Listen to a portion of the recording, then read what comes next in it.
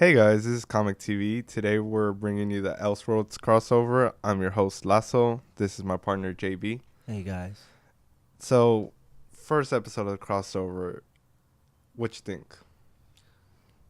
First episode, second episode, last episode. I can't wait until next year. I think it was just spectacular.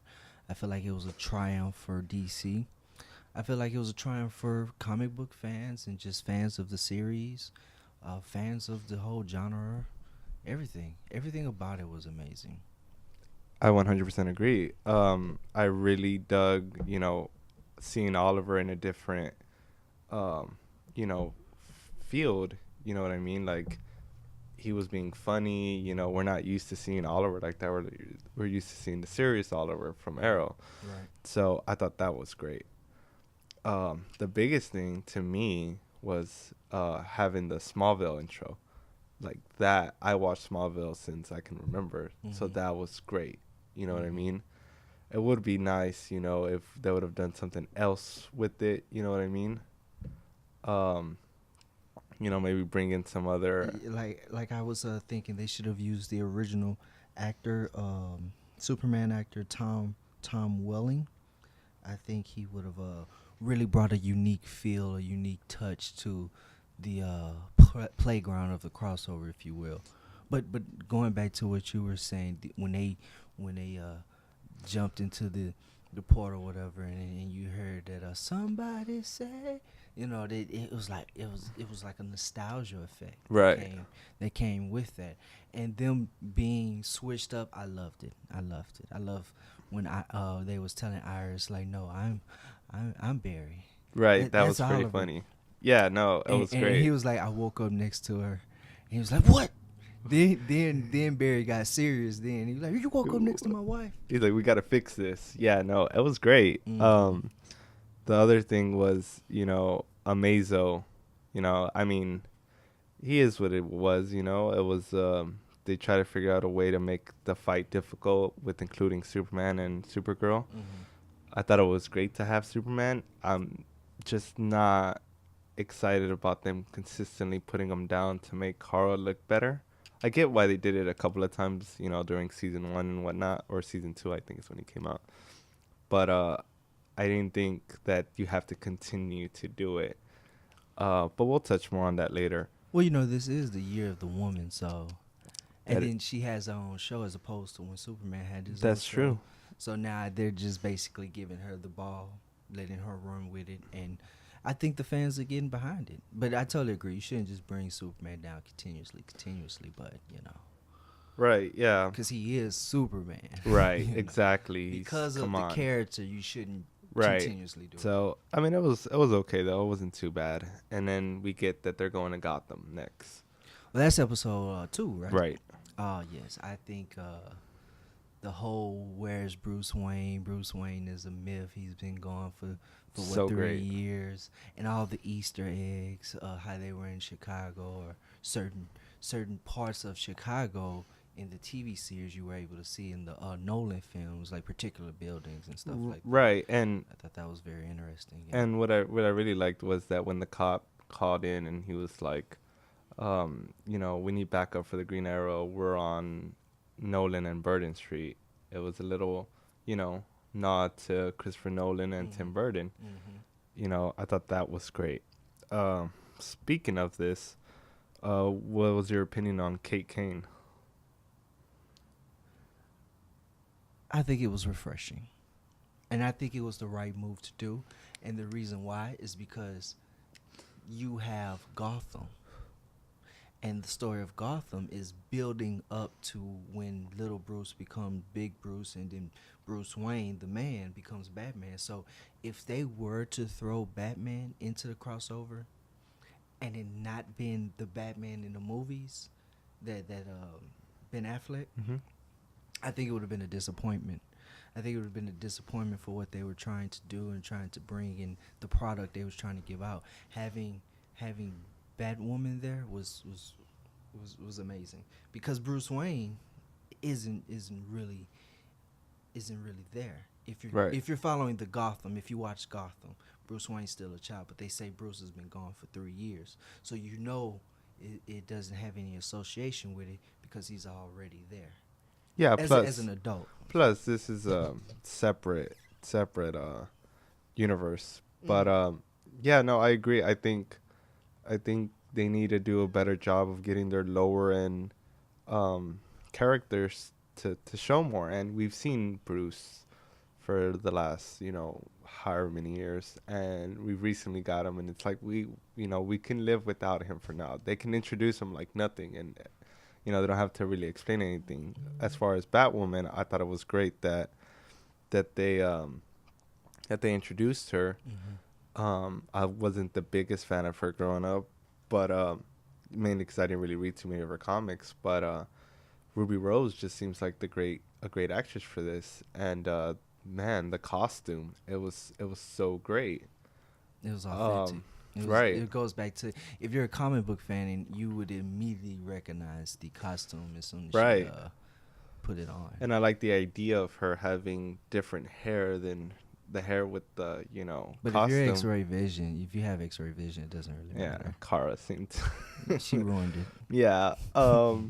No, yeah, I thought she was great. I like the little Easter egg we got when Kara and Kate interacted. She was Kara picked up the little, what was It was it? it was a box with a bust in it. That bust happened to be the bust that was used in the original Batman and Robin, in the ones in the 1960s with Adam Right. West. Right. So if you watch that one from the 1960s, the bust is what the head will open up. They'll click the button. They'll go into the Batcave. You see what I'm saying? Right. And that bust was in the box during their little segment together. Right. Yeah, so I thought that was great. And then they go to Arkham Asylum, which is so great that they introduce. Mhm. You get to meet Dr. Destiny, which we haven't touched on the monitor, but we will. And it was so great seeing the names, the Riddler, Penguin, Mhm. um, all of them, and then the last name was a tease to the director that's actually helping with the show. Mm. Thought that was cool. Later on, you get to see Mrs. Freeze, I think, or Mr. Freeze's wife. You Mhm. get to see the retro gun used by Arnold Schwarzenegger from Batman and Robin, which, I mean, it's not the greatest movie of all time, but it's a cool Easter egg to have. I support all Batman movies. We get to see what looks like Tom Hardy's Bane mask. I'm not sure. I'm almost sure it's Tom Hardy's Bane mask after There's looking at like it. a side view of it. Yeah. So I thought that was great.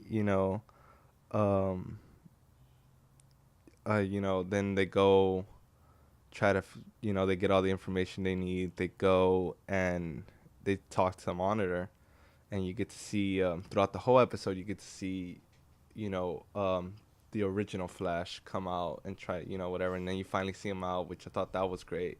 They dubbed the Earth 90, which he came out in the 90s. So Right. that was his great. TV show was the Flash, which I think was from 1990 to 1999, a little bit before 99. I'm not really too particularly sure, but Right. Earth 90 was the reference to his show, which came out in the 90s. That was just amazing. Yeah, which I think is cool because now, if they wanted to, they could have each universe be, the old Batman, like Earth 60 can be the 60s Batman, Earth whatever can be the movie universe. I think all of that's great. Adam West is gone, so but I think the Robin is still alive. I'm not sure if Robin's still alive, but he might be. That would be a cool. That yeah. would be really nice. Another thing that was cool was he points to John Diggle and he's like, "Where's your ring?" And then he says, "Things must be different on this earth." Mm-hmm. And it's to nod that for the longest since season 1 of Arrow, we thought that John was gonna become Jon Stewart. Right. And he ended up not becoming Jon Stewart, but now they tease it. Maybe we can see something, there. Maybe he was adopted and his name was never given to him. Looks like a Green Lantern show is in the works. That would be awesome. And we're gonna talk a little bit more after that when we get towards the end of this, because of course something huge happens at the end. Mm-hmm. But then they talk to the monitor, and he tells him that a crisis is coming. And it was a big tease. We weren't sure if they were going to do it, you know, especially because the Flash newspaper says it's supposed to happen in 2024. So, you know, we get the tease. You know, he gets the book back. He gives it back to Dr. Destiny, and he says, "I know what to do now. You know, think bigger." And he changes reality again. Oliver and Barry get stopped by police, which is funny because all three of the cops that were arresting them were original villains. You know, Malcolm Merlin, um, Diaz. He just came out. I can't remember his name. Diaz, and I don't remember the other one. And then we get to see Black Superman, and I thought that was great. I had a feeling that he was going to be Doctor Destiny under there, changing reality. So I thought that was great. You know, now we go to part 3, you know, where they trick him to get away from him, and they go talk to the Monitor, and the Monitor, you know, tells them, like, you know, I can't stop what I'm doing, but, you know, I want to test what universe Well, he's preparing them. he's preparing them, and I think it's great. You know, I knew from the beginning that he wasn't going to be a bad guy, but, you know, then they go to the bar, and they you get a Legends of Tomorrow Easter egg with the bartender. Right. You know, super funny, still funny in this episode. Then we see them talk to Cisco. Cisco's the big boss guy. I think it's great. He played it so well, so believable. And then we see that Jimmy's working on them, which that's Jimmy Olsen. So I thought it was cool that he calls himself the worst something of Superman, and I was just like, that's awesome. You know, but then they get them to work together, and they finally go back to Earth 38 to go get Superman's help.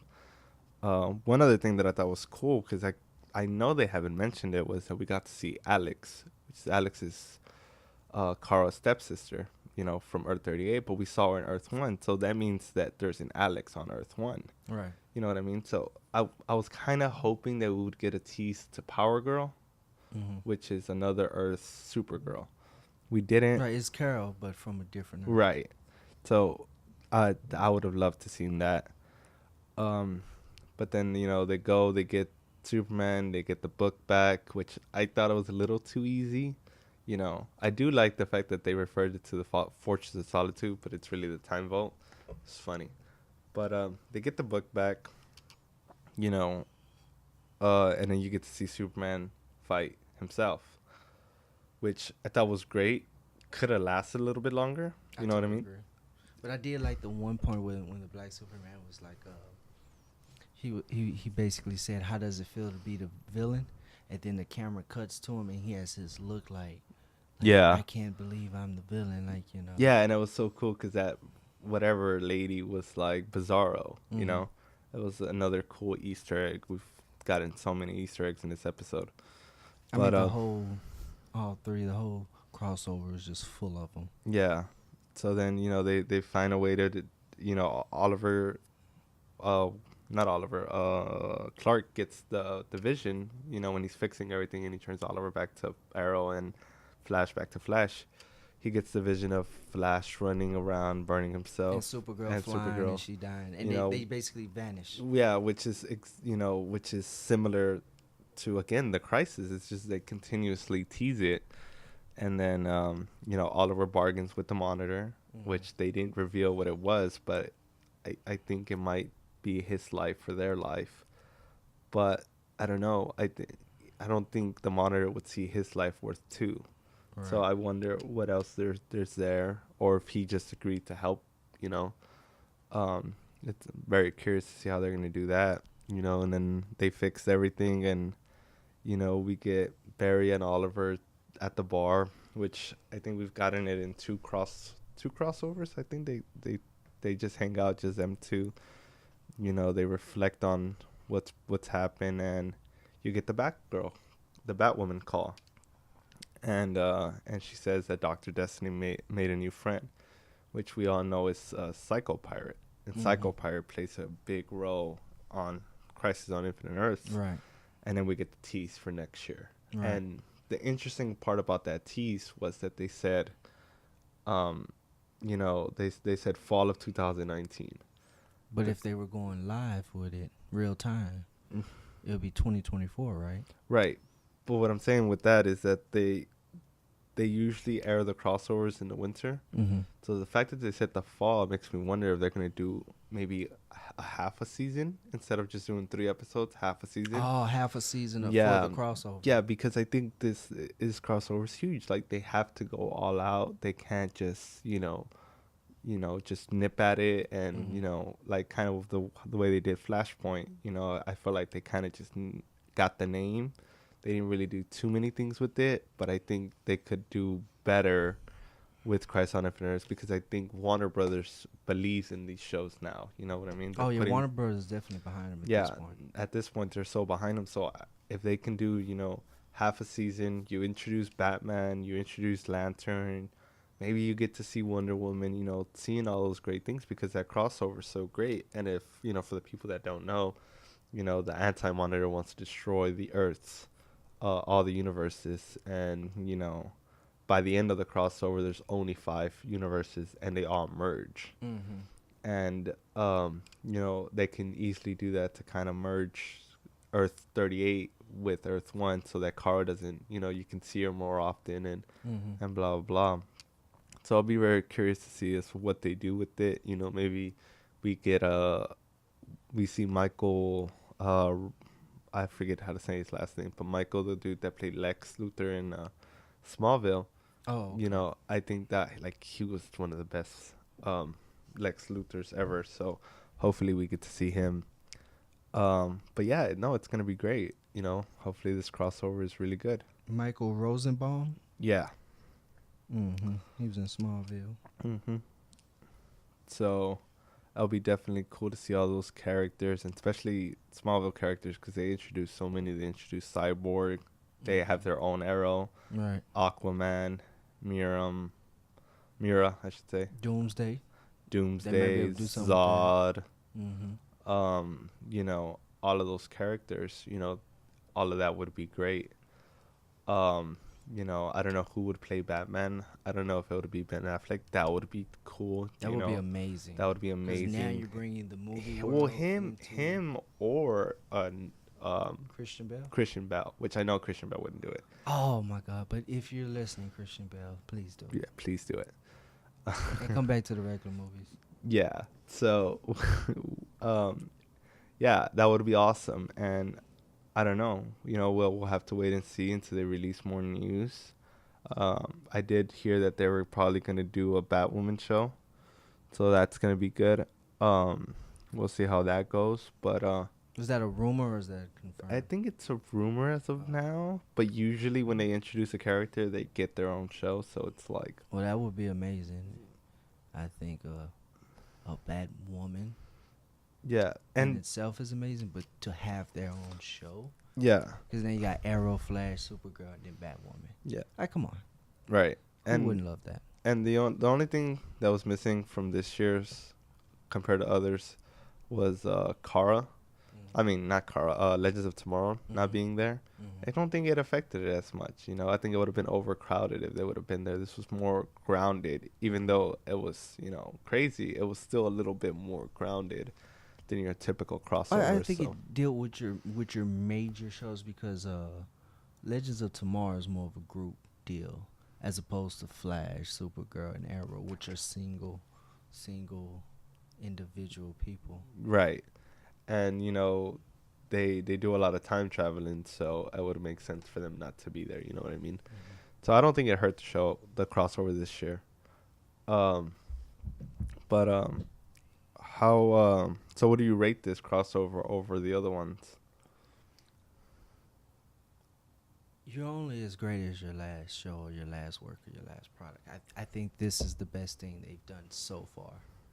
I agree. I just loved everything about it. I'm a DC fan, Right. all the way, and I've been real critical of the direction DC has been going, but they're just, it's like I don't know if they got different writers, different producers, somebody's lighting a fire up them, and they're really getting it together. But it's so grounded, it's so unique, it's authentic, it's fresh, And like I said earlier, it's a triumph, you know. And I'm looking forward to a Batgirl show, a Batwoman show, whatever. I think this I'll give it 4.5 out of 5.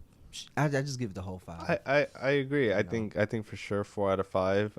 Last year's crossover was definitely more comic booky because we got to see the team up and it was great to see it. But we don't need to see that all the time. And I think that this showed that you can have a great crossover without having to overfill it. And yeah, so I thought it was great. But that'll be it for us today, guys. You know, we bring you reviews on Comics, movies, TV shows, whatever your heart desires. It's Marvel, DC, Capcom. You know, we might review some Capcom movies. I mean, anything. Video games that deals with this sort of comic book related deals, like Injustice, Injustice 2, Mortal Kombat. So we definitely need to talk about Mortal Kombat 11. Yeah. So you know we could go in any direction with it, but we're gonna stick to comic TV, comic games, comic movies, and we hope you guys enjoyed it. We hope you guys stay tuned, and we hope you guys come back next time. Peace.